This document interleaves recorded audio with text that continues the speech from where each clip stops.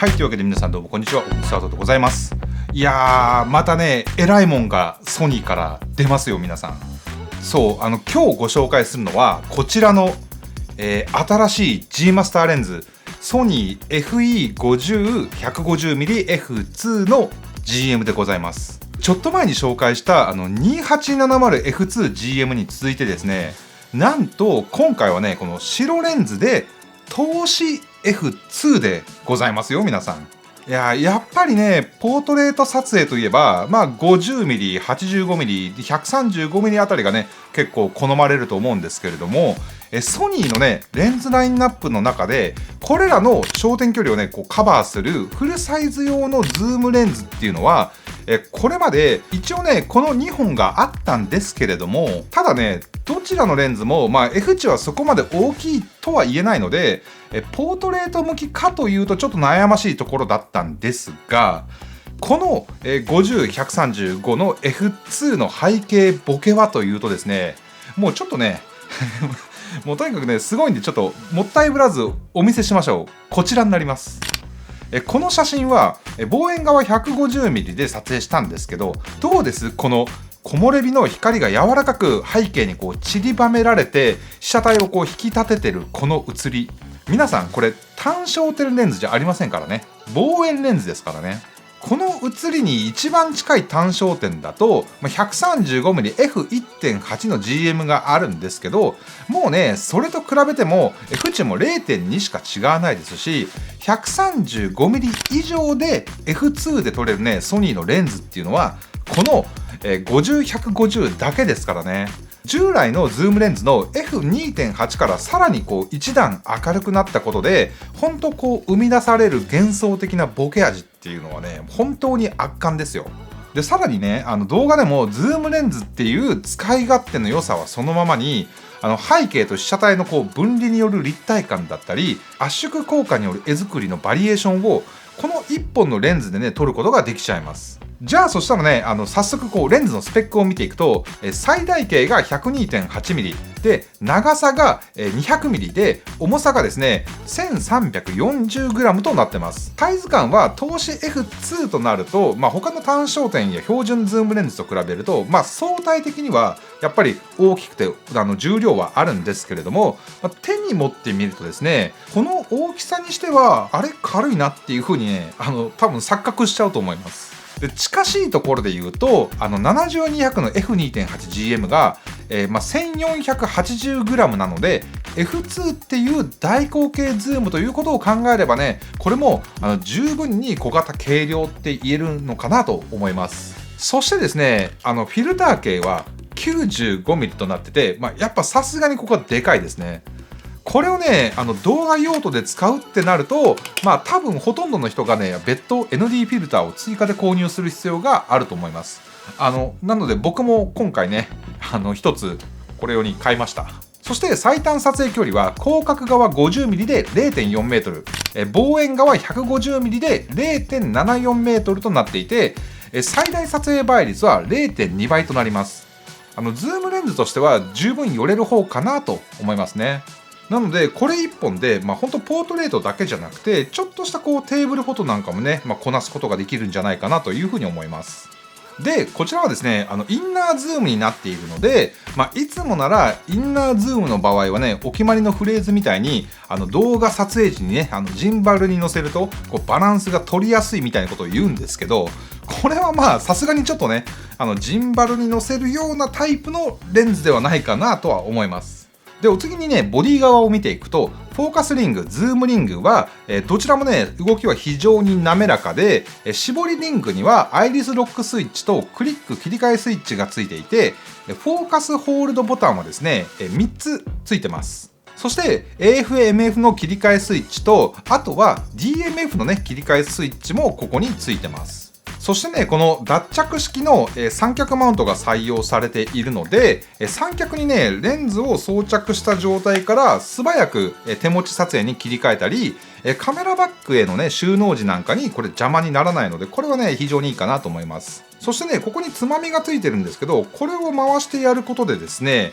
三脚につけた状態で縦構図横構図をねこれが回転するので、素早く切り替えることもできます。そしてね多分僕これ初めて見たと思うんですけど、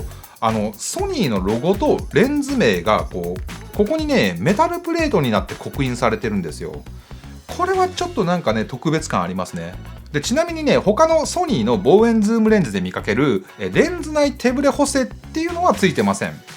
そこはね一段明るくなったのと、150mm までっていうことで、手持ちでもね十分手ブレを抑えて撮影できるかなと思うんですけど、でもさすがに望遠側で長時間撮影するっていうようなケースであれば、さすがにちょっとこれはやっぱ三脚にね乗せて撮影した方がいいんじゃないかなというふうには思います。でお次は描写性能に関してなんですけど、GM のねやっぱズームレンズなのでまさにね単焦点にも迫る解像感というか、下手なね単焦点レンズよりもよっぽどこっちの方が解像性能は高いんじゃないかなというふうに思います。 F2 と少し絞った F5.6 の両方で比べてみると、中央部分は F2 でもかなりシャープでね全く問題ありません。絞るとね若干改善するんですけれども、でもどちらもね十分良好な結果と言えるんじゃないかなと思います。そしてねコーナー部分を見てみても F2 の方がね、これはやっぱりちょっと当然ソフトにはなってしまうんですけれども、ただこれ開放と3段分絞った状態であるっていうことを考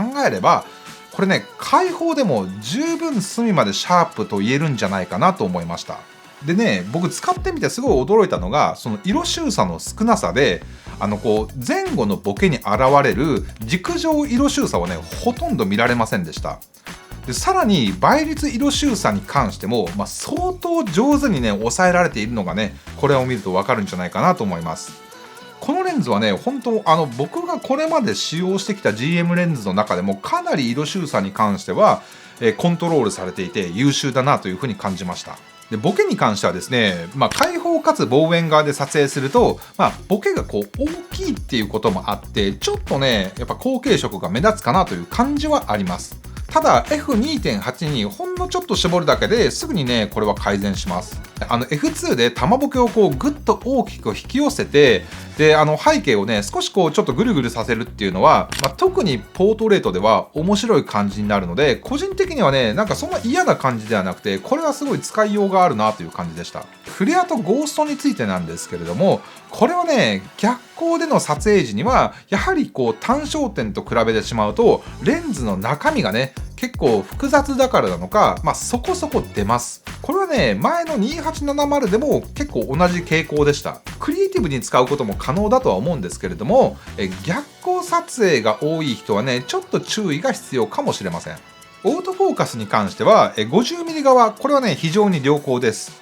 手前と奥でも本当ね一瞬でピントが合うんですけれども、それと比べてしまうと 150mm 側はちょっとねワンテンポ遅れるかなといった感じではあるんですけれども、ただこのね重量のズームレンズとしては十分高速と言えるんじゃないかなというふうに思います。モーターの駆動音に関してはほぼ無音なんですけれども、なんかねちょっとわずかにカチッカチッっていう音が少しするんですけれども、ただそれは本当無音の部屋の中で聞こえるって言ったようなレベルであって、シャッターボタンを半押しにする方が大きな音がカチカチするので、動画撮影時に、特にね困るって言ったようなことはないのかなというふうに思います。フォーカスブリージングに関してなんですけれども、こちらもね非常に良好で 50mm 側でわずかにあるかなという感じですけど、150mm になるとほとんどわからないレベルかなというふうに思います。はい、ということでですね、ソニーの 50-150mm 投資 F2GM レンズを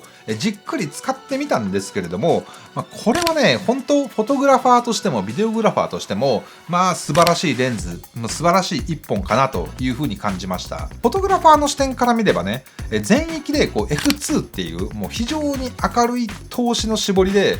どんな状況でもねもう本当美しいボケ味とシャープな描写っていうのを両立することができると思います。もうまさしくポートレートのためのレンズっていうような感じですね。ウェディングとかの撮影とかでも非常に重宝されると思うんですけど、ズーム全域でね一貫した描写が得られるので、現場でレンズ交換のね手間を省きながら妥協のないね撮影っていうのが可能になると思います。またビデオグラファーのね立場からしても F2 の明るさがあることでローライト環境でもねノイズの少ないクリアな映像を撮影することができました。またポートレート以外の、イベント撮影だったりとか、ドキュメンタリーとか被写体にね、寄れないっていうケースは多々あると思うんですけれども、そこでしっかりと F2 による大きな背景ボケを、遠くからでもね狙えるっていうのは特にねシネマティックな表現を目指すクリエイターにとっては本当にね頼もしい味方になってくれると思うので、この1本とあとは、ジンバルに乗せて機動性高く撮れる広角が1本あれば、本当ねどんなシチュエーションでも困らないんじゃないかなと思います。で重量やこのサイズ感が少々気になるかもしれないんですけれども、この描写力と汎用性を考えれば十分許容できる範囲だと思います。写真もね動画も妥協なく撮りたい、もう1本で全てを賄えるポートレート用のレンズが欲しいっていうようなクリエイターにとってはね、これは間違いなく投資する価値がある1本になるんじゃないかなと思います。っていうかもうこれさえあれば、いいの出しちゃって、ソニーさんこんなレンズもうこれあればいいじゃんってなっちゃうよはい、というわけでね、今回のレビューが、少しでもね皆さんの参考になれば幸いでございます。今回ちょっとね写真作例多めだったんですけれども、動画作例っていうのもね、いつもの通りちょっと